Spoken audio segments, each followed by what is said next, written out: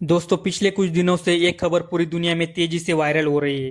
कहा जा रहा है कि रूस के राष्ट्रपति व्लादिमीर पुतिन ने अपना एक बेहद खास विमान ईरान भेजा है। कई मीडिया रिपोर्ट्स इसे न्यूक्लियर डूम्सडे प्लेन या न्यूक्लियर वार एयरक्राफ्ट भी कह रही है। अब सवाल यह है कि आखिर यह विमान ईरान क्यों भेजा गया? क्या रूस किसी बड़ी युद्ध की तैयारी कर रहा है या फिर यह सिर्फ ईरान के लिए एक रणनीतिक संदेश है? क्योंकि जिस समय यह विमान तेहरान पहुंचा उसी समय मध्य पूर्व में तनाव लगातार बढ़ रहा है। ऐसे में इस घटना ने पूरी दुनिया का ध्यान अपनी ओर खींच लिया है। तो आज के इस वीडियो में हम समझेंगे कि रूस का यह विमान आखिर इतना खास क्यों है, इसे ईरान भेजने के पीछे क्या वजह हो सकती है और क्या वाकई यह आने वाले किसी बड़े संघर्ष का संकेत है। तो वीडियो बहुत खास होने वाली है, इसलिए वीडियो को अंत तक जरूर देखें। दोस्तों, सबसे पहले यह समझना जरूरी है कि आखिर हुआ क्या था। कुछ दिन पहले फ्लाइट ट्रैकिंग वेबसाइटों पर रूस के एक विशेष सरकारी विमान की उड़ान दर्ज की गई। यह विमान था Tu-214PU। यह कोई सामान्य यात्री विमान नहीं है, बल्कि रूस के सबसे संवेदनशील सरकारी विमानों में से एक माना जाता है। जब यह विमान ईरान की राजधानी तेहरान पहुंचा तो दुनिया भर के रक्षा विशेषज्ञों और मीडिया की नजरें इसी पर टिक गई। कई लोगों ने सवाल उठाया कि आखिर इसी समय यह विमान ईरान क्यों भेजा गया? क्या इसमें रूस के कोई बड़े अधिकारी मौजूद थे? क्या दोनों देशों के बीच कोई गुप्त सैन्य बैठक हुई या फिर इसके पीछे कोई और बड़ी रणनीति छिपी है? यही से अलग अलग तरह के दावे और चर्चाएं शुरू हो गई। सोशल मीडिया पर कुछ लोगों ने यह तक कहना शुरू कर दिया कि रूस परमाणु युद्ध की तैयारी कर रहा है। लेकिन क्या वास्तव में ऐसा है? इस सवाल का जवाब देने से पहले हमें यह समझना होगा कि यह विमान आखिर है क्या। क्योंकि अगर आप सोच रहे हैं कि यह कोई ऐसा विमान है जो परमाणु बम लेकर उड़ता है, तो ऐसा बिल्कुल नहीं है। असल में Tu-214PU एक एयरबॉर्न कमांड एयरक्राफ्ट है, यानी ऐसा उड़ता हुआ कमांड सेंटर जिसका इस्तेमाल युद्ध जैसी गंभीर परिस्थितियों में किया जाता है। अगर किसी देश की जमीनी संचार व्यवस्था पर हमला हो जाए, अगर सैन्य मुख्यालय काम करना बंद कर दे या अगर राष्ट्रीय नेतृत्व को सुरक्षित जगह से सेना को निर्देश देने की जरूरत पड़े, ऐसे समय में इस विमान की भूमिका बेहद महत्वपूर्ण होती है। इसी वजह से इसे कई बार मीडिया में डूम्सडे एयरक्राफ्ट भी कहा जाता है। लेकिन इसका मतलब यह नहीं कि यह विमान खुद परमाणु हमला करता है। इसका असली काम है देश के सर्वोच्च नेतृत्व और सैन्य कमांड के बीच सुरक्षित संचार बनाए रखना। यानी यह युद्ध लड़ने वाला हथियार नहीं, बल्कि युद्ध के दौरान कमांड संभालने वाला प्लेटफॉर्म है। अब सवाल यह है कि अगर यह विमान कोई बमवर्षक विमान नहीं है, तो फिर इसे ईरान भेजने की जरूरत क्यों पड़ी? इसका जवाब हमें रूस और ईरान के पिछले कुछ सालों के रिश्तों में मिलता है। यूक्रेन युद्ध शुरू होने के बाद रूस और पश्चिमी देशों के बीच तनाव लगातार बढ़ता गया।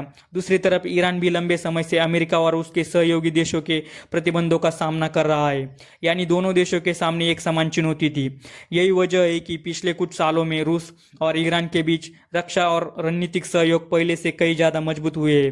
लेकिन क्या यह विमान सिर्फ रिश्ते मजबूत करने के लिए भेजा गया है? शायद नहीं, क्योंकि यह विमान ऐसे समय में तेहरान पहुंचा है जिस समय अमेरिका और ईरान के बीच हालात काफी संवेदनशील बने हुए हैं। अमेरिका और ईरान के बीच तनाव लगातार बढ़ रहा है। ऐसे माहौल में रूस का इतना संवेदनशील सरकारी विमान ईरान पहुंचना अपने आप में एक बड़ी घटना बन गया है। यही से कई विशेषज्ञों ने एक अलग संभावना पर चर्चा शुरू की। उनका मानना था कि यह उड़ान केवल यात्रा नहीं, बल्कि हाई लेवल कोऑर्डिनेशन का हिस्सा भी हो सकती है। यानी ऐसी बैठक जिसमें दोनों देशों के सुरक्षा अधिकारी क्षेत्र की सुरक्षा स्थिति पर चर्चा करें। हालांकि यह स्पष्ट करना जरूरी है कि ऐसे किसी भी बैठक की एजेंडे की आधिकारिक पुष्टि नहीं हुई है। लेकिन अगर हम जियोपॉलिटिक्स को समझे तो बड़े देश कई बार अपने संदेश शब्दों से नहीं बल्कि अपने कदमों से देते हैं, और हो सकता है कि यही इस उड़ान का सबसे बड़ा उद्देश्य रहा हो। अब जरा ईरान की नजरिए से सोचिए। अगर आपको यह महसूस हो कि आपके आसपास सैन्य तनाव लगातार बढ़ रहा हो, तो क्या आप अपने सबसे बड़े रणनीतिक साझेदार के साथ लगातार संपर्क बनाए रखना नहीं चाहेंगे? यही वजह है कि कई विश्लेषकों का मानना है कि इस उड़ान का उद्देश्य सैन्य कार्रवाई से ज्यादा रणनीतिक समन्वय हो सकता है। लेकिन क्या रूस अब खुलकर ईरान के साथ खड़ा हो गया है? इसका जवाब इतना आसान नहीं है। रूस एक तरफ ईरान का महत्वपूर्ण साझेदार है, लेकिन दूसरी तरफ वह मिडल ईस्ट में अपने दूसरे संबंधों को भी पूरी तरह खत्म नहीं करना चाहता। इसीलिए रूस आमतौर पर ऐसा कदम उठाता है जिससे उसका प्रभाव भी बना रहे और सीधे किसी बड़े युद्ध में शामिल होने की स्थिति भी न बने। अब सबसे बड़ा सवाल, अगर मिडल ईस्ट में हालात और बिगड़ते हैं तो क्या होगा? इसका जवाब समझने के लिए हमें सिर्फ ईरान या अमेरिका को नहीं बल्कि पूरी दुनिया को देखना होगा। अगर यह संघर्ष और बढ़ता है तो सबसे पहला असर तेल बाजार पर पड़ेगा। मिडल ईस्ट आज भी दुनिया के सबसे बड़े तेल उत्पादक क्षेत्रों में से एक है। अगर युद्ध की वजह से तेल सप्लाई प्रभावित होती है तो कच्चे तेल की कीमतें तेजी से बढ़ सकती है। यानी कि कुल मिलाकर पूरी दुनिया की अर्थव्यवस्था पर इसका भारी दबाव पड़ेगा। लेकिन कहानी यहाँ खत्म नहीं होती। अगर तनाव लगातार बढ़ता है तो अमेरिका अपने सहयोगी इजराइल के समर्थन में और सक्रिय हो सकता है। दूसरी तरफ रूस और ईरान के बीच पहले से मौजूद रणनीतिक रिश्तों के कारण मॉस्को भी पूरे घटनाक्रम पर करीबी से नजर रखेगा। यही से मिडल ईस्ट का क्षेत्रीय संघर्ष बड़ी शक्तियों की रणनीतिक प्रतिस्पर्धा में बदल सकता है। हालांकि इसका मतलब यह नहीं कि रूस सीधे युद्ध में उतर जाएगा, क्योंकि रूस इस समय पहले यूक्रेन युद्ध में व्यस्त है। ऐसी स्थिति में किसी दूसरे बड़े युद्ध में सीधे शामिल होना उसके लिए भी आसान फैसला नहीं होगा। इसी वजह से अगर तनाव बढ़ता भी है तो रूस की कोशिश सैन्य हस्तक्षेप से ज्यादा राजनयिक और रणनीतिक समर्थन देने की हो सकती है। अब वापस आते हैं उस विमान पर जिसने पूरी दुनिया का ध्यान अपनी ओर खींचा।